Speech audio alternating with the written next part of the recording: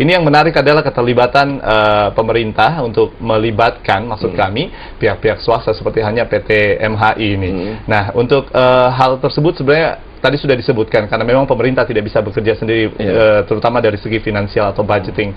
Tetapi apalagi mungkin yang bisa menjadi faktor penentu sehingga pihak swasta ini harus dilibatkan di dalamnya? Jadi gini, dengan biaya yang cukup besar tadi, kalau kita serahkan kepada pihak swasta, maka dia akan dikompensasikan dengan konsesi ya. Biasanya sekitar 35 sampai 40 tahun tergantung perjanjiannya. Nah, di dalam konsesi itulah pengembalian uangnya dari investor tadi. Dalam jangka 35 sampai 40 tahun, uang kita itu kan tidak ada pemeliharaan di ruas jalan itu selama 35 tahun, maka dari itu bisa digunakan untuk infrastruktur, misalkan di jalan nasionalnya, di mana-mana, karena cukup besar itu nilainya. Iya.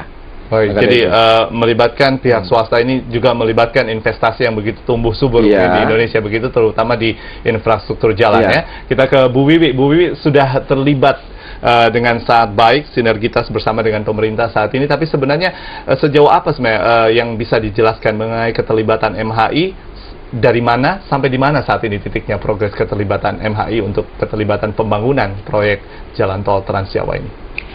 Baik, terima kasih Mas. Untuk MHI sendiri, Marga Harjaya Infrastruktur ini, kami memang diberi hak konsesi untuk ruas Mojokerto sampai Bandar Kedung Mulyo, Jombang sebenarnya, belum sampai Kertosono itu, sepanjang 40,5 km.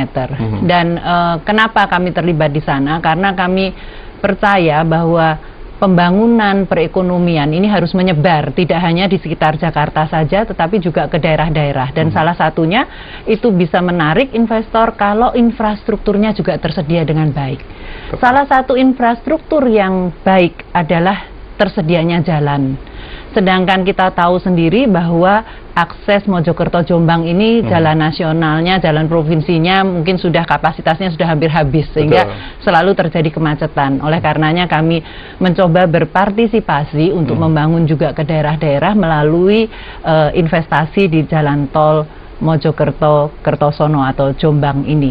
Nah, saat ini memang progresnya sudah cukup lumayan. Jalan tol ini terdiri atas 4 seksi sebenarnya.